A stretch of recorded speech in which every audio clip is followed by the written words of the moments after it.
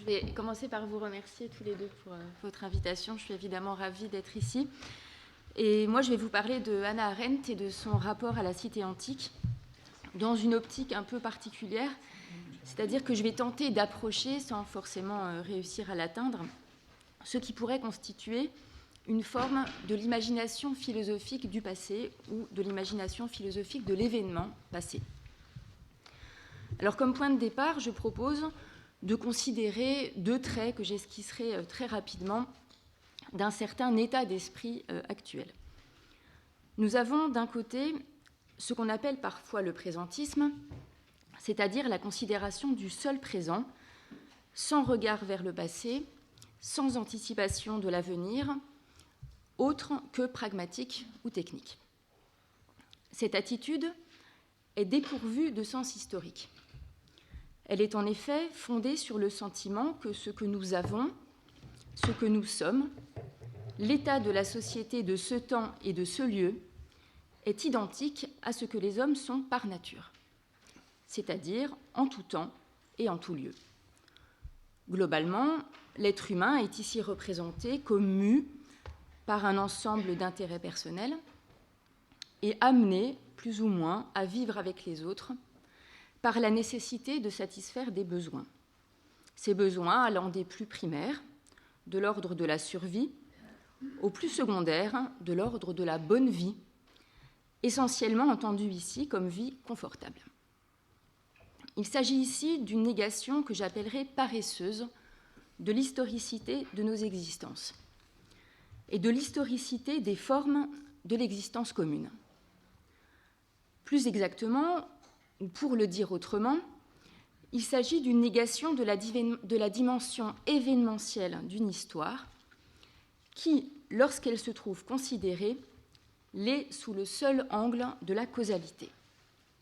La nécessité historique recouvre ici la multiplicité indéfinie des décisions, passions et actions qui ont fait de notre monde ce qu'il est. À l'inverse de ce présentisme, toujours intriqué à un relativisme spontané, on trouve le rejet de l'actuel, dans la mesure où celui-ci se trouve toujours en défaut par rapport à un état de l'histoire, ancien, révolu, que l'on essaye de restaurer, ou tout au moins dans lequel on cherche des modèles. Le temps présent est ici apprécié sous la modalité du manque, de l'écart ou de la perte. Elle est habitée par la crainte et conduit à chercher dans le passé à la fois des motifs d'espoir et des modèles d'action et de pensée. C'est cet esprit que je qualifierais rapidement de réactionnaire. Il est porté par une vision différente de l'histoire, qui accorde à première vue plus de place à la liberté humaine et qui, à première vue, considère davantage le changement historique, puisque, disent-ils ou dit-on, les choses n'ont pas toujours été telles qu'elles sont aujourd'hui. Mais il reste que la liberté s'y trouve conçue en tant que volonté. Le changement historique n'y est vu qu'en tant qu'il doit permettre le retour, c'est-à-dire au fond la stricte répétition du même. Le commun y est représenté comme union des volontés autour de valeurs qu'il conviendrait de réhabiliter et au partage desquelles il s'agirait essentiellement d'obliger, voire de contraindre. Sont ici niées, mais d'une autre manière. D'un côté, la part de non-rationalité, voire d'irrationalité, de passion ou d'affect dans l'existence de la liberté, dont la spontanéité n'autorise pas à la réduire à l'application de décisions rationnelles. Est niée également l'événementialité de l'histoire, dans la mesure où celle-ci rend absurde l'idée même de pure répétition. Se trouve enfin niée, dans la vision d'un intérêt présenté comme commun, l'espace entre les hommes, qui est d'ailleurs le sens premier de l'intérêt, l'interesse dont nous parle Arendt, et qui signale la fausseté, voire même la dangerosité, qu'il y a à nous représenter le commun comme union des volontés sur fond d'une disparition des perspectives singulières. Nous avons donc ici deux modalités de négation de l'historicité. La première consiste en une abolition de tout héritage. La seconde relève de l'imagination d'un passé perdu qu'il serait possible de restaurer. Et elle se donne à voir dans le privilège accordé à l'idée d'origine. L'origine n'est ni simplement la cause, ni simplement le commencement. Elle est à la fois cause et commencement. Elle est le commencement en tant qu'il contient en lui-même tout le déploiement historique à venir, à savoir qu'il recèle en puissance et en vérité l'ensemble des actes qui consistent dès lors en son pur déploiement. Or, ces deux modalités nous indiquent également deux rapports différents à ce que j'appellerais l'imagination collective. La première s'accompagne en effet d'un refus de l'imagination. Le passé ne doit pas être un support d'élaboration commune. Tandis que la seconde se fonde sur un fictionnement du passé, en tant que certains de ces événements constitutifs ou certaines de ces époques déterminées sont hissés au rang de modèles du fait même de leur statut d'origine. Or, faire d'un événement ou d'une époque une origine implique de transformer les faits en fonction de son désir, d'un désir empreint de nostalgie. Plus exactement, de les figer en composant sur leur support des images fermées, censées contenir la vérité d'une idée que l'on cherche à faire revivre et dont on a prédéterminé le contenu. C'est ainsi, par exemple, que prend forme actuellement la nation, dans l'intention explicite de reformation du commun autour d'une identité nationale. Une première réponse face à ces deux impasses réside dans l'impératif, apparemment simple, de substituer à l'ignorance volontaire et au fictionnement la connaissance. Seul le véritable savoir historique constituerait un rempart aux simplifications douteuses et pourrait être mobilisé comme outil d'émancipation. La vérité historique est ici vue comme ouverture non imaginaire au passé, prise de conscience de notre situation ici et maintenant à partir d'une connaissance rigoureuse du passé. Mais à cette première réponse, nous pouvons formuler une première objection. On le sait, il n'existe pas de pure vérité historique. L'histoire, comme science, suppose évidemment de l'interprétation et fournit des théories explicatives ou compréhensives légitimement concurrentes. On aurait d'ailleurs tort de rapporter ce fait à la spécificité des dites sciences humaines, par différence avec les dites sciences exactes, quand l'on sait que dans toute science, il y a de l'expérimentable et du non expérimentable, et que dans toute pratique scientifique, il y a de l'interprétation. Mais on peut formuler encore une seconde objection. Pour que l'histoire puisse, pour ainsi dire, investir notre existence actuelle, il faut qu'elle devienne mémoire. Or, nous ne pouvons affirmer de communauté d'essence entre histoire et mémoire. Il nous faut en effet penser le passage et ses conditions, c'est-à-dire les modalités diverses de l'appropriation. Il est évident que le tout de l'histoire, si tant est que l'expression ait un sens, ne peut être matériellement approprié. Et précisément, seule l'imagination peut constituer le moteur de l'appropriation. C'est elle qui fait le passage, chez l'historien, chez le lecteur, chez l'élève, chez le citoyen. Bref, dans cet inter-essai qui nous distingue et nous relie. La circulation des savoirs est toujours la mise en œuvre, jamais strictement volontaire, de procédés imaginaires. La bonne histoire serait alors au carrefour de la science et du récit. De la science, dans la recherche d'une fidélité aux faits et dans l'exposition de leur enchaînement, du récit, dans sa communauté avec nos situations toujours singulières d'habitants du monde. Or, la tentation du fictionnement de l'origine n'est jamais aussi grande qu'en situation de crise.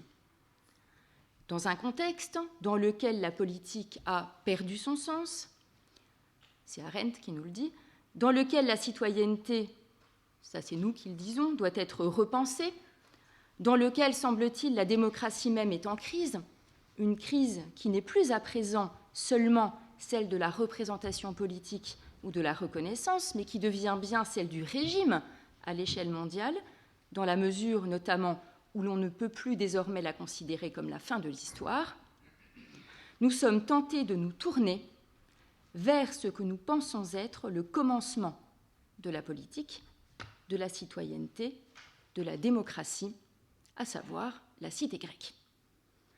La question devient alors, comment nous tourner résolument vers cette forme de la vie commune qui nécessairement nous conditionne partiellement en tant qu'elle fait partie de notre histoire et qu'il convient de ne pas oublier, sans pour autant faire de ce commencement une origine. C'est dans cette perspective que nous proposons de nous intéresser à la pensée de Hannah Arendt, pour qui la cité antique est d'un si grand usage qu'il la considère comme une si grande référence. Dans son recours à la cité grecque, Arendt simplifie, isole des éléments, entrecroise les travaux d'historiens et les mises en forme philosophiques, mobilise les récits homériques comme les témoignages. En pensant donc, elle imagine. Mais ce qu'elle imagine est bien une chose réelle du passé, dans un mouvement de compréhension du présent. L'enjeu ici est d'essayer de voir comment elle imagine, afin d'avancer peut-être dans l'établissement de critères de partage entre les bonnes et les mauvaises appropriations du passé. Nous verrons en Arendt un exemple de ce que nous appellerons l'appropriation philosophique, qui cependant, d'une part, prend bien place dans une philosophie particulière qui est la sienne, et d'autre part, n'a pas vocation à être réservée aux philosophes professionnels ou plus généralement aux penseurs de profession.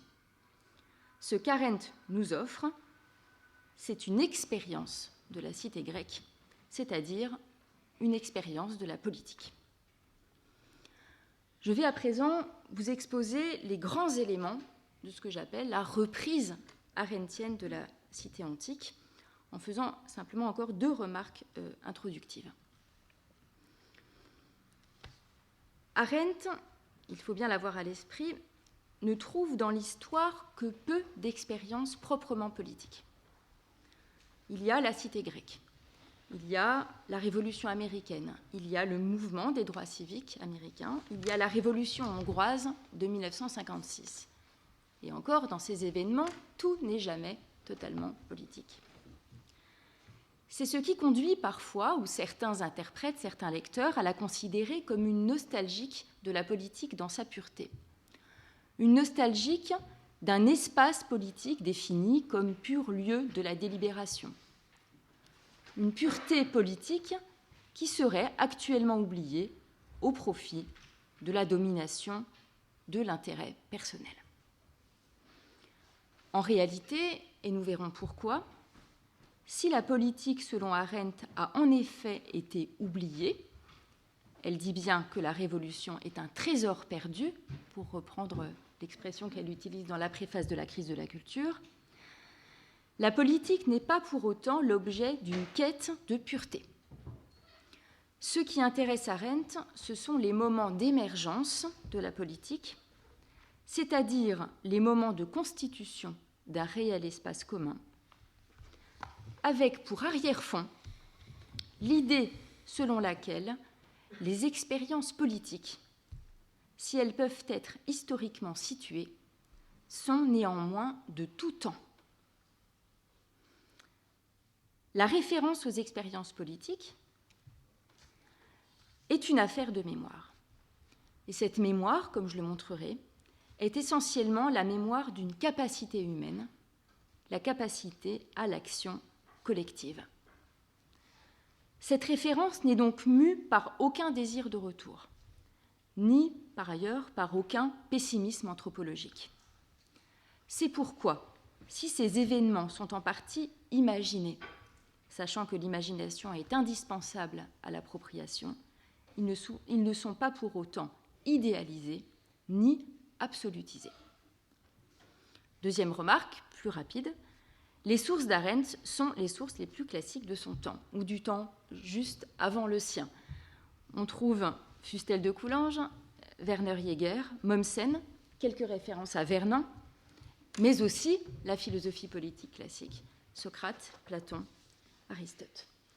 On va donc retrouver à coup sûr chez elle, et je le dis dès maintenant, tous les travers idéalistes que Paulin Ismar a décrits concernant l'histoire, la manière de faire l'histoire de la cité grecque d'une certaine époque. Mais justement, je dirais qu'il s'agissait précisément de l'histoire du temps d'Arendt, plus ou moins, dont, en tant que non-historienne, il lui aurait été sans doute très difficile de se déprendre. Notre idée, c'est donc plutôt de mettre en valeur la démarche qui est la sienne, afin d'avancer dans la caractérisation de ce que serait une bonne appropriation de l'événement passé. La démarche nous intéresse sans doute ici davantage. Cette démarche doit être comprise comme une recherche des expériences politiques, par différence, entre autres, je ne pourrais pas développer trop longuement ce point, mais par différence, entre autres, avec ce qu'elle appelle l'expérience philosophique.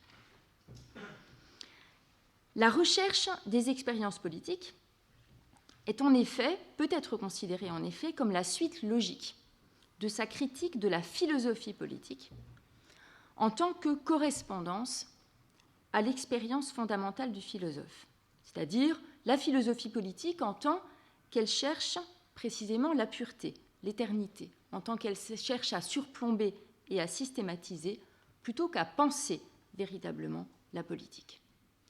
En gros, pour Arendt, la tradition de la philosophie politique peut être interprétée globalement comme voilement, ou plutôt effacement des expériences politiques, qui sont celles de l'être agissant ou de l'acteur, en faveur de l'expérience philosophique qu'elle définit comme expérience de l'éternité.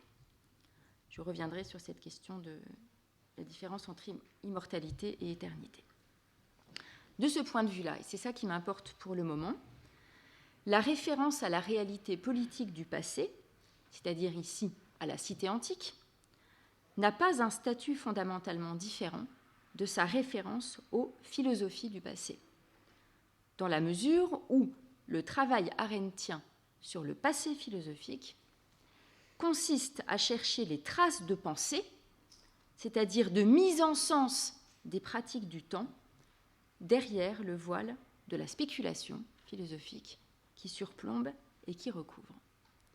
Il y a cependant une différence qui compte. Cette différence tient au fait que, dans les opérations effectuées sur l'histoire, le rapport avec l'expérience, le rapport de la pensée à la réalité, pourra être établi plus directement que dans les opérations qui sont effectuées sur la philosophie. Voici donc à présent les points essentiels qu'Arendt découvre dans la cité grecque et la manière dont elle se les approprie dans ce que j'appelle une philosophie des activités humaines, qui sera également une philosophie des capacités humaines. Cette appropriation des éléments de la cité grecque doit être comprise dans une optique critique, c'est-à-dire une critique notamment de nos représentations actuelles et une critique de la condition d'existence, des conditions d'existence de la modernité. Je fais référence ici, explicitement ou implicitement, aux textes qui sont les textes, enfin je ne dis pas qu'il n'y en a pas d'autres majeurs, mais les textes qui sont par ailleurs les plus connus d'Arendt, Conditions de l'homme moderne, la crise de la culture, dont tous deux écrits à la fin des années 50. Et également, je ferai référence, je vous en parlerai, à un texte qui est paru justement dans le volume « Qu'est-ce que la politique ?» dont Paulin a parlé tout à l'heure. Première idée, donc là je vous donne les grands éléments. Première idée, la police, et on ne parle pas de la police de Rancière, ICE, la police grecque, la cité. La police est le lieu matériel, au sens de physique, de la liberté politique. dans lequel chacun se révèle aux autres, une révélation-exposition qui fait que chacun apparaît à tous les autres comme un qui, par différence avec un quoi. C'est-à-dire que la politique, et Arendt y trouve ici la source en quelque sorte dans la cité grecque, ou un événement inaugural dans la cité grecque, la politique est le lieu d'exposition du qui de la personne, par différence à toute tentative d'explication de la nature d'une personne par des définitions générales de la nature humaine. Le sens de la reprise ici consiste d'une part à étendre notre conception de la liberté au-delà du sens moderne, actuel, de liberté individuelle et de liberté du vouloir. La liberté politique n'est pas la liberté de la volonté. D'autre part, il s'agit ici de modifier, en l'étendant également, la conception moderne dominante de la politique comme ce qui devrait à la fois limiter et garantir la liberté du sujet, une liberté qui est considérée comme logiquement antérieure à tout régime quel qu'il soit. De ce point de vue moderne, le mode d'organisation démocratique, le point de vue classique de la cité grecque nous fait comprendre que le mode d'organisation démocratique ne fait pas droit à une liberté qui le précéderait, mais constitue en lui-même l'institution de la liberté. Par ailleurs, l'homme libre étant précisément citoyen et donc politique, on comprend que la vision de la politique comme un travail parmi d'autres est une vision restrictive, puisque la politique est bien plutôt une pratique ou encore une activité spécifique. Mais nous comprenons également que la liberté est la condition nécessaire et suffisante de cette activité politique. Celle-ci suppose donc l'institution d'un arrachement à la nécessité de la vie biologique et elle n'implique de détenir aucun savoir particulier. En ce sens, mais Paulin l'a montré bien mieux que moi dans un gros livre, en ce sens, la démocratie athénienne nous permet de voir comme relevant d'une vision spécifiquement moderne et non de la vérité de la pratique politique, sa fondation sur l'expertise. Enfin, la politique est un espace en institution permanente. Les frontières de la cité circonscrivent l'espace politique comme espace d'actions et de paroles et inscrivent ainsi dans la durée ce qui est par essence évanescent. L'action est indissociable de la parole, dans la mesure où elle n'est telle que quand elle est exposée, c'est-à-dire quand elle est vue et entendue, lorsqu'elle est donnée en spectacle, spectacle auquel les témoins prennent part en exerçant vis-à-vis d'elle leur jugement. C'était la première idée sur la politique. Deuxième idée, l'activité politique, celle de l'homme libre, se distingue donc fondamentalement du travail, réservé aux esclaves. La délimitation interne de la police inscrit matériellement la différence entre des modes de vie. En ce sens, le recours à la cité antique permet un changement radical de perspective face à l'actuelle domination du travail, comprise comme seule activité pourvue de valeur. Domination du travail, qui est d'ailleurs attestée par la dichotomie entre travail et loisir, la dichotomie actuelle entre travail et loisir, qui étouffe, Arendt le montre très bien, toute possibilité de saisie du sens propre aux différentes activités qui cependant peuvent être d'un seul et même homme. À la domination du travail dans les conditions de la modernité correspond ce qu'Arendt appelle l'avènement du social, par différence avec le politique. Le social comme domaine indistinct, mixte de privé et de public, qui accorde aux choses et aux individus une valeur sur le seul critère de leur contribution à sa propre reproduction. Troisième idée, l'isonomie, l'égalité dans le partage de la citoyenneté, et l'iségorie, l'égalité de parole, dans l'Assemblée de la démocratie athénienne, nous permettent, avec Arendt, de renouveler notre concept d'égalité en faisant une réalité instituée par la politique.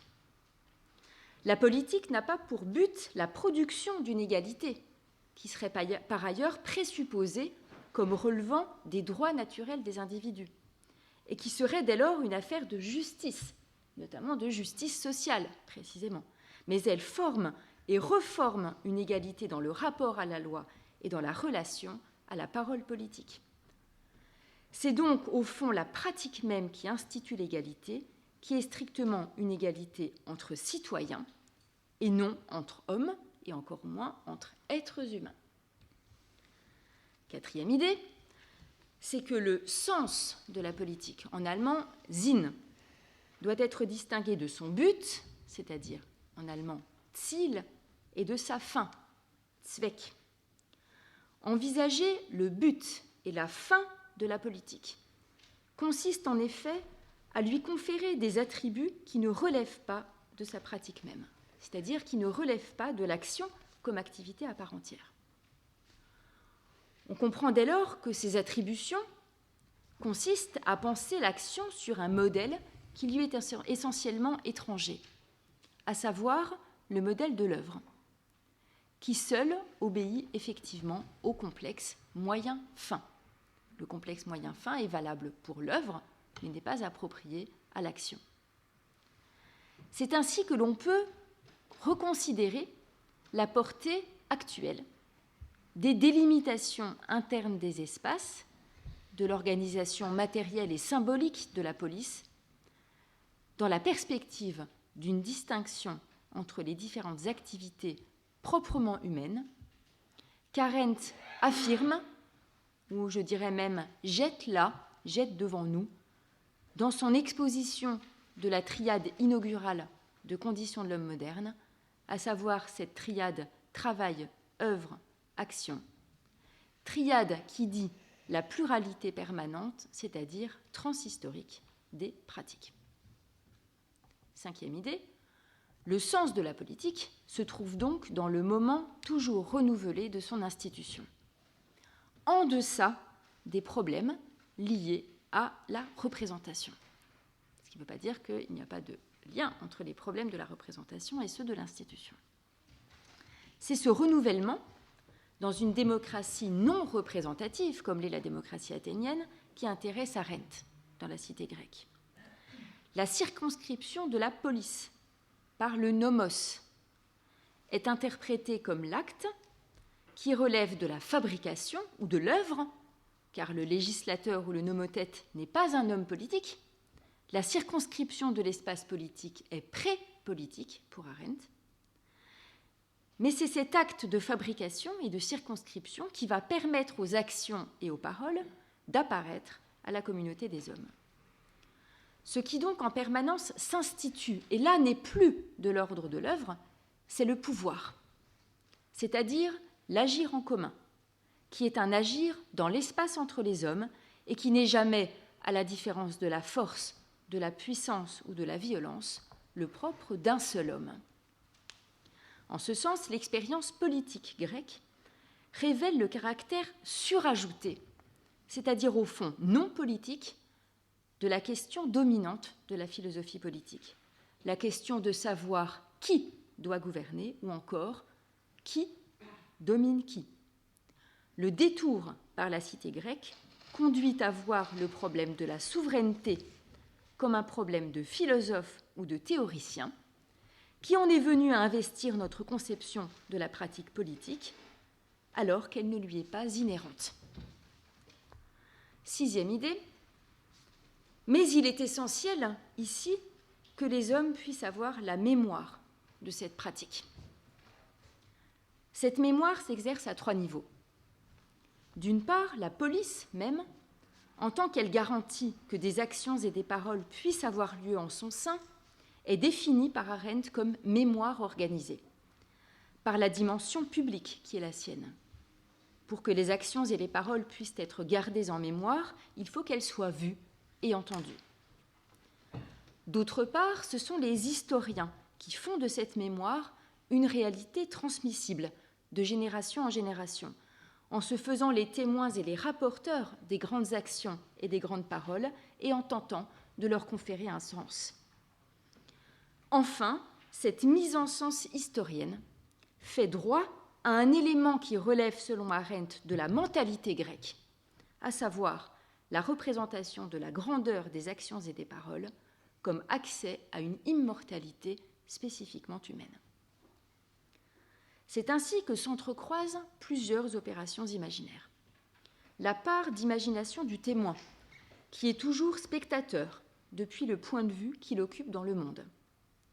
La part d'imagination de l'historien, qui littéralement attribue du sens. La part d'imagination commune des acteurs, qui se tournent vers l'immortalité. La part d'imagination des récepteurs, auditeurs ou lecteurs, qui vont saisir ce qui leur est rapporté depuis leur propre point de vue. Auditeurs et lecteurs, c'est l'écriture qui crée des supports stables pour une mémoire réactivable. Mais cette mémoire a d'abord été celle de l'écoute. En temps de crise, Arendt ne nous dit d'ailleurs pas qu'il convient de regarder le passé avec de nouveaux yeux. Elle nous dit qu'il convient de l'écouter avec de nouvelles oreilles. Ce qui me conduit à mon septième élément. C'est à ce niveau que la reprise arendtienne de la cité antique est à la fois la plus puissante et sans doute la plus sujette à critique. S'entremêlent en effet jusqu'à se confondre parfois la mentalité grecque, la manière grecque dont on fait l'histoire, Hérodote, Thucydide, et moyennant l'établissement d'un rapport plus qu'incertain aux faits, l'épopée, qui nous conduit dans les méandres mêmes de l'imagination collective. Nous allons nous arrêter ici sur un texte, paru dans le recueil posthume « Qu'est-ce que la politique ?», texte intitulé « La question de la guerre » et écrit sans doute aux alentours de 1958. Selon le bon sens moderne, la guerre est un acte politique. Et le contexte dans lequel Arendt écrit ce texte est celui de la guerre froide et de la bombe atomique, c'est-à-dire de la possibilité concrète d'une guerre d'anéantissement. Cette perspective conduit au désir communément partagé de se débarrasser de la politique. Dans ce cadre, très étrangement, Arendt recourt à l'épopée homérique. Elle recourt à l'Iliade, en tant que l'Iliade est embellissement de la guerre d'anéantissement entre les Grecs et les Troyens. L'enjeu n'est pas de montrer que l'événement se répète ou que l'histoire procède par cycle. Arendt s'intéresse ici à la mise en sens collective dont la guerre de Troie a fait l'objet grâce au récit d'Homère, à savoir, pour l'essentiel, la naissance du concept de nomos, c'est-à-dire de la loi comme circonscription d'un espace pour la parole entre égaux, par différence avec la guerre, violente et sans parole, qui ne se mène qu'à l'extérieur de ce cadre, qui ne se mène qu'entre cités. Mais elle montre aussi, et donc là on franchit encore un pas, elle montre aussi que cette même guerre d'anéantissement constitue le point de départ d'une autre fondation, à partir du récit virgilien de l'Énéide, celle du peuple romain, sur la mémoire de la défaite, dont l'un des concepts centraux est celui de l'ex, la loi, mais cette fois comme traité, comme instauration d'un lien entre des peuples au départ étrangers. Collectivement, dans l'élaboration et la transmission du récit, les Grecs d'un côté et les Romains de l'autre ont offert chacun une réponse politique à un état de fait antipolitique. La guerre d'anéantissement est antipolitique. La réponse dans les deux cas est une réponse politique. Les récits de gloire sont donc ici les conditions narratives d'une appropriation collective qui ouvre à la constitution d'un espace politique. C'est là que l'on comprend que la démarche homérique comporte par elle-même, indépendamment même de son résultat, une dimension politique. Car elle se fonde, nous dit Arendt, sur l'impartialité qui fait accéder à la gloire les actions des vaincus comme des vainqueurs. Homère prend le point de vue de chaque partie et montre alors que la vérité historique n'existe pas, et en tout cas ne peut être atteinte par l'adoption du regard de neutralité défendu par les sciences sociales actuelles. La seule vérité dans l'ordre politique tient dans la variation indéfinie des points de vue sur le monde. Le sens est pluriel et demande à être infiniment élaboré. À cet égard, la remémoration des expériences est une lutte contre l'univocité, c'est-à-dire la réduction de la politique à l'une de ses dimensions, et contre l'équivocité, c'est-à-dire la compréhension de la politique sur un modèle qui lui est étranger. La philosophie arendtienne est une philosophie de la plurivocité, et c'est cette plurivocité même qu'elle découvre à la fois dans le récit épique et dans la pratique politique grecque. On peut adresser un certain nombre de critiques à cette démarche. D'une part, la reprise arendtienne est dominée par ce que l'on pourrait nommer un intellectualisme, ou ce que certains appellent un idéalisme. Qu'est-ce en effet qu'une mentalité grecque ? Par exemple, pour Arendt, clairement, elle le dit plusieurs fois, c'est parce que le travail est méprisé qu'il est confié aux esclaves. Autre exemple, elle mobilise souvent, une expression qu'on trouve aussi dans les auteurs que j'ai cités, l'esprit agonistique des Grecs. Vous savez, l'esprit de compétition, de combat, etc. En réalité, Arendt est à la recherche des images ou des représentations, des désirs et des affects communs aux Grecs en tant que peuple. On peut dire qu'elle simplifie, évidemment, elle le fait. Mais à mon sens, l'idée fondamentale est ici que le commun du peuple, le commun politique, est toujours déjà porté par l'imaginaire. La simplification est inévitable et manifeste. Les choses sont nécessairement plus complexes et nuancées. Mais il faut bien comprendre le statut de ces évocations, l'esprit agonistique des Grecs, la mentalité grecque. Il ne s'agit pas ici de décrire le peuple grec, il ne s'agit pas non plus de caricaturer des époques comme faites de passion, mais plutôt de s'emparer de vérités appropriables. La fidélité aux faits doit bien sûr être cherchée, et il est possible qu'une lecture comme celle d'Arendt induise certaines fausses représentations. Mais elle demande à être inscrite dans un processus de compréhension infinie qui résiste à toute fixation des images. Pour dire les choses autrement, il y a un imaginaire arendtien qui tient en grande partie au besoin qui est le sien de lutter contre ce qui est vécu comme une indistinction moderne liberticide. L'imaginaire arendtien, c'est l'imaginaire des domaines privés et publics, l'imaginaire de l'invention et de la liberté comme spontanéité, la liberté comme pouvoir instituant. Le signe de cette prise imaginaire se trouve alors dans le statut d'événements historiquement non attestés, relevant dans les modalités mêmes de leur élaboration de fiction ou du fictionnement. Ces événements rapportés dans l'épopée, qui sont traités, semble-t-il, avec autant de sérieux que les événements qui sont documentés. Mais c'est qu'Arendt prend acte de la présence dès la relation première à l'événement, dès le moment du spectacle ou de la transmission non encore garantie par l'écrit, du rôle de l'imagination, d'une imagination qui cherche à faire droit à ce qui a eu lieu, non pas à l'intention d'autres hommes manipulables ou malléables, mais à l'intention d'habitants du monde commun dans la succession des générations. La reprise par Arendt de la police, comme ces autres reprises de formes historiquement avérées, vient s'inscrire dans ce que j'ai nommé une philosophie des capacités humaines. L'enjeu est de se remémorer ce dont les hommes sont capables, pour le meilleur et pour le pire.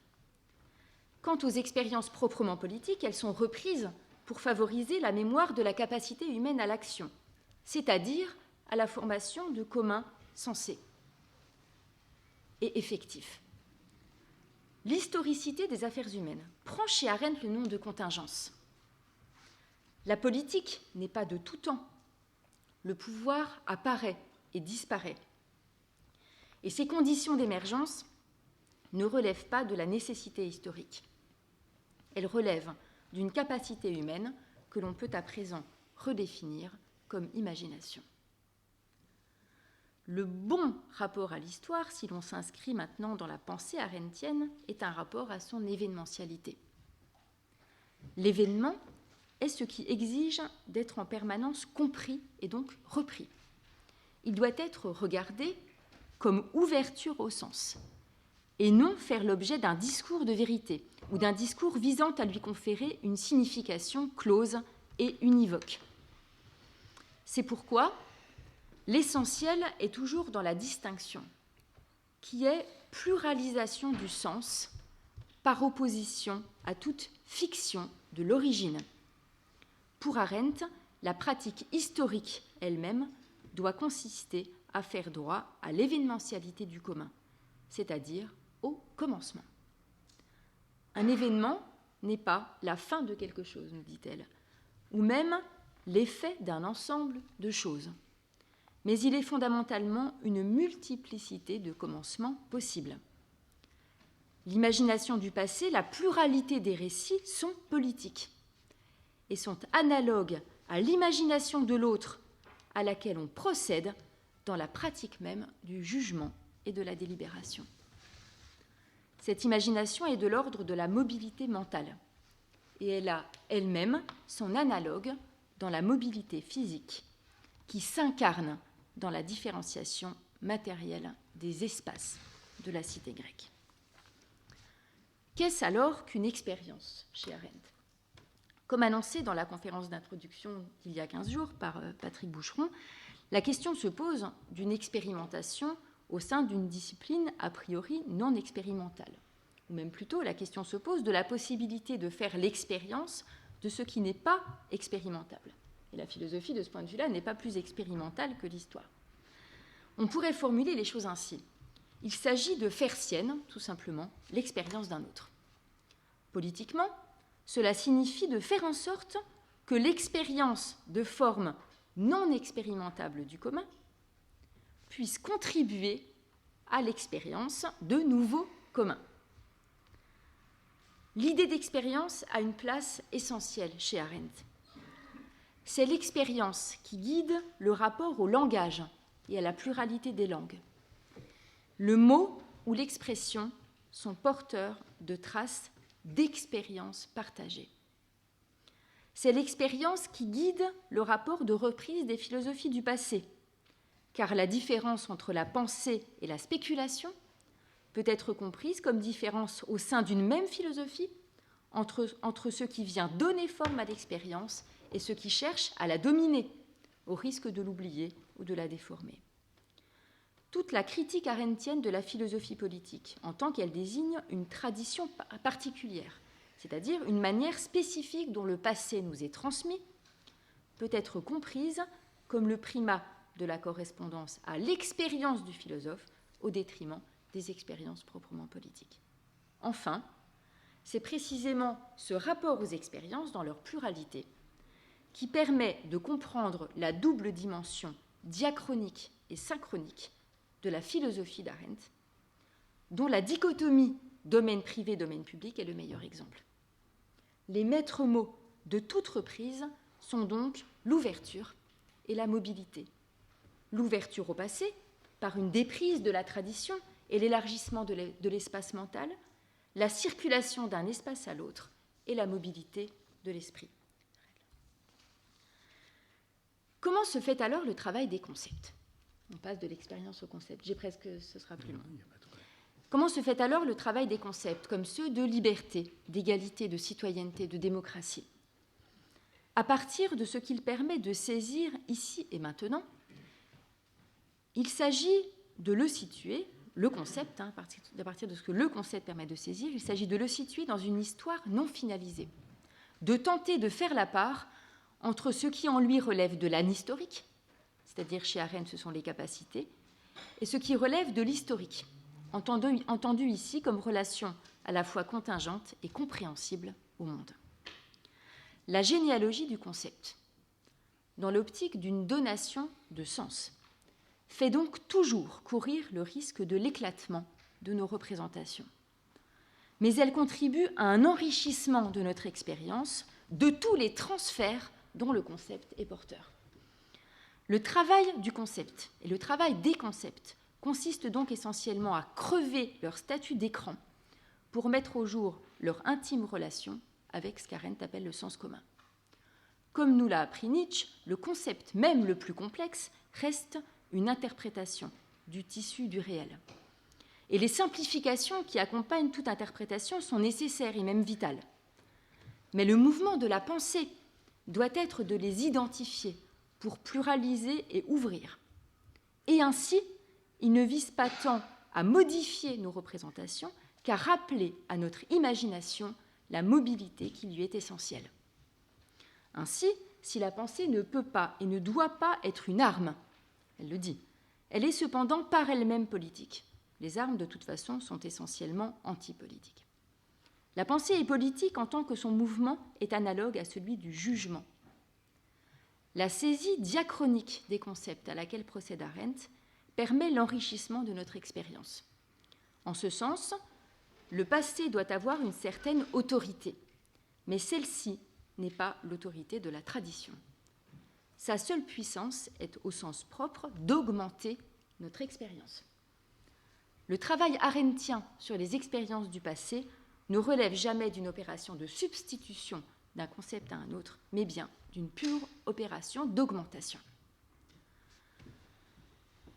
Partons de l'idée, pour finir, selon laquelle la reprise arendtienne est une forme que j'appelle une forme d'appropriation philosophique du passé. La pratique philosophique demande alors à être rénovée, dans la perspective d'une relation intime aux expériences, contre la spéculation, la systématisation, qui trouve d'ailleurs son apogée et le signe du caractère dément et vain de son entreprise dans la philosophie de l'histoire. Elle doit être rénovée dans la perspective, ensuite, d'une nécessaire transmission. Le penseur est alors un relais, ou l'incarnation de la possibilité de l'appropriation. Si l'histoire mondiale de la France ne peut être menée seule, et encore moins l'histoire de l'humanité, elle doit rendre possible une appropriation par définition personnelle. Appropriation qui devient commune si elle laisse la porte ouverte à d'autres appropriations ou à d'autres individuations. La philosophie, par ailleurs, doit être rénovée dans la perspective d'un refus de son cantonnement à la sphère dite éthique, c'est-à-dire à ce qu'on peut appeler le supplément d'âme ou le ressassement éthique auquel on l'a réduit. Un savoir approprié est celui dont on consent à ce qu'il nous modifie. Nous proposons alors de distinguer entre une appropriation sensée, ou pourquoi pas une appropriation à laquelle on donnera le nom de philosophique, même si elle n'est pas le propre de la philosophie, et une appropriation idéologique, qui, elle non plus d'ailleurs, n'est pas le propre des idéologies constituées. Cette distinction entre appropriation philosophique et idéologique traverse tous les savoirs, toutes les tentatives de mise en sens, et fournit un critère interne de démarcation pour toute pratique intellectuelle entre ce qui tend à la fermeture et ce qui tend à l'ouverture. L'enjeu est de faire droit à la mobilité propre de l'imagination contre le cliché qui y met un coup d'arrêt en figeant des images qui font obstacle à toute pensée. Nous ne pouvons lutter contre la fixation en cliché comme forme particulière de production de l'univocité qu'en élaborant le langage commun, qui est le lieu par excellence de la plurivocité. Voilà. Merci de votre attention.